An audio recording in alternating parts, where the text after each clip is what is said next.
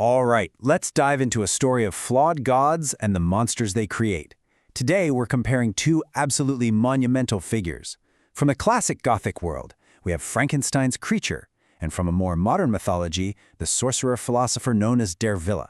They come from completely different worlds, but their stories are powerful and, frankly, terrifying warnings about what happens when ambition goes unchecked. And that really gets us to the heart of it, doesn't it? This is the one question that hangs over both of their stories.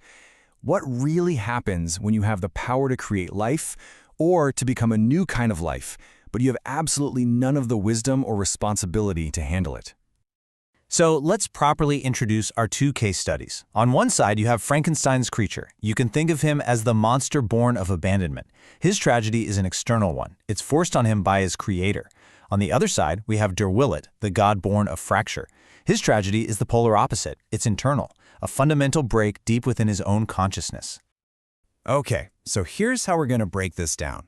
First, we'll look at the creators themselves, the architects of tragedy. Then we'll get into their massive godlike ambition.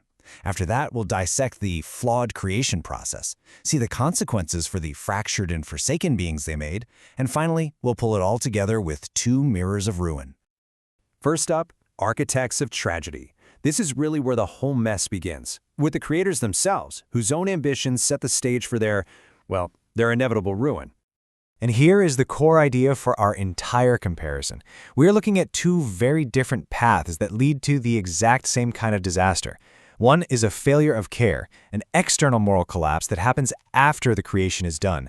The other is a failure in the method itself, an internal collapse that happens during the act of creation.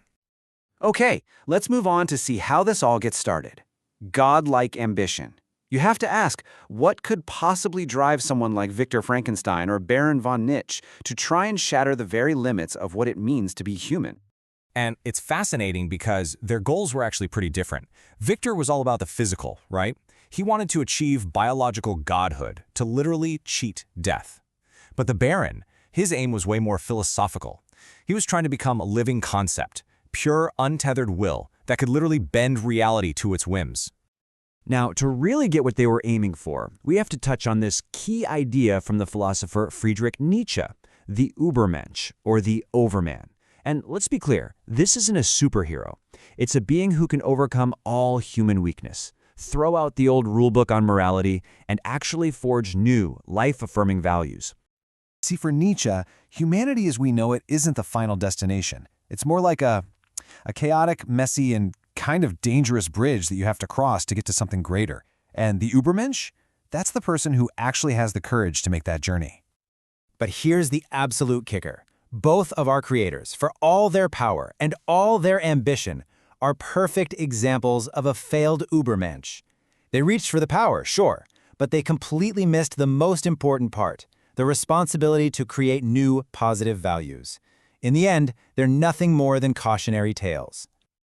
And that failure leads us directly into our next section, the flawed creation. Because really, when a failed god tries to create something, what else can you expect? The whole foundation is going to be built on failure. So let's break down these failures, starting with Victor Frankenstein. His is a textbook case of an external moral collapse. The thing is, his science actually worked. The problem wasn't the experiment, it was the scientist. The failure happens after the big moment. Victor's great sin, his unforgivable act, is one of profound ethical abandonment. He was so obsessed with whether he could do it, he never stopped to think about his responsibilities once he did. He completely failed at what you might call anticipatory ethics. So the second his creation opens its eyes, he's disgusted and he just runs away. Imagine that. Your very first moment of existence is your creator recoiling in horror. That inflicts a trauma that is just impossible to recover from. Now let's flip that coin and look at the Baron. His failure couldn't be more different. It's an internal, metaphysical collapse. For him, the disaster wasn't the aftermath. The disaster was the process itself. The flaw was baked right into the recipe from the start. You see, Derville wasn't created and then abandoned. He was born from this incredible act of, intellectual violence that the Baron performed on himself. But the ritual backfired. It didn't create a pure, unified being. Instead, it violently smashed two conflicting realities together, the Baron's godlike ambition, and a traumatized professor's mind into one single, fundamentally fractured consciousness. So, you have these two totally catastrophic origin stories. What happens next? Well, that brings us to the monstrous consequences for the beings themselves. Let's look at what it means to be fractured and forsaken. And wow, the creature's own words tell his entire tragic story. He wasn't born a monster. He came into the world innocent, even good. It was the misery, the constant rejection from his creator and from all of society that twisted him into the fiend he became. This chart really lays out the two tragedies side by side. For the creature, his monstrous nature was nurtured by the outside world. His war was against society. But for Dervilla, being a monster is his inescapable internal reality. His war is with himself. The creature's trauma is all about abandonment, which festers into pure vengeance. Dervilla's trauma is his fractured mind, which leads to this flawed, godlike existence. And all of this brings us to our conclusion. Section 5, Two Mirrors of Ruin. This is where we see how these two different paths to disaster ultimately reflect the fates of the creators. And here's the ultimate distinction, the core takeaway. Victor Frankenstein creates an external monster that comes back to haunt and destroy him.